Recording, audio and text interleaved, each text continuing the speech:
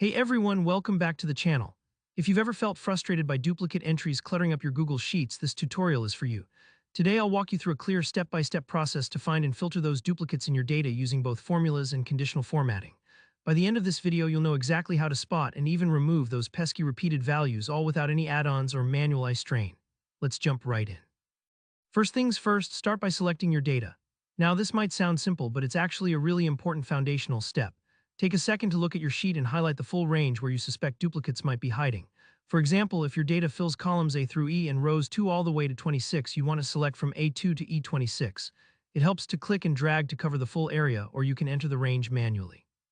Don't worry if you've got a bit more or less data, just make sure you're grabbing the whole section where duplicates might lurk. With your data selected, look toward the top menu and find Format. Click on it, then choose Conditional Formatting.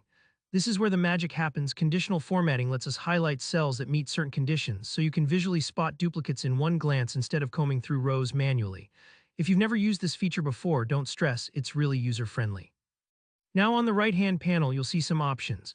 Find the section that says Format Cells If, and from that drop-down pick Custom Formula Is.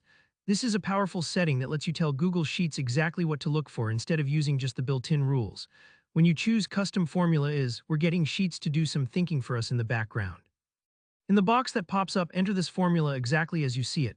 COUNTIF A2 E26 A21. Let's break that down a bit.